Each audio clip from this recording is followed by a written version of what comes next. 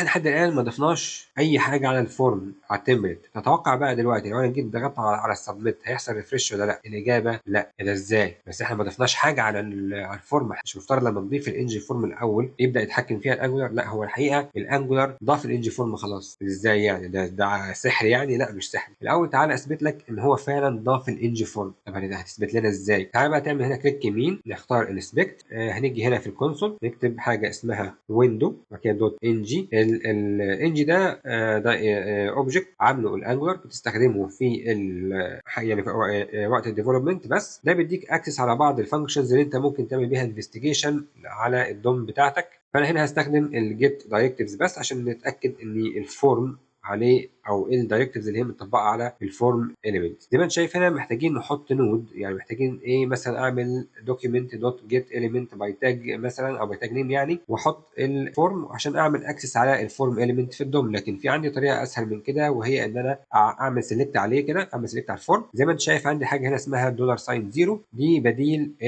document دوت جيت element باي تاج نيم والكلام ده كله. فانا هنا هاجي هكتب دولار ساين زيرو وهدوس انتر. تلاحظ عندك ايه؟ تلاحظ ان هو هنا الانجولار مطبق او حاطط 3 دايركتيفز على الفورم اليمنت. ولو جيت هنا فتحت الانجي فورم هتلاقيه موجود عندك الفورم وجواها الفورم جروب، بس لسه ما عنديش كنترولز لان احنا لسه ما استخدمناش الانجي موديل.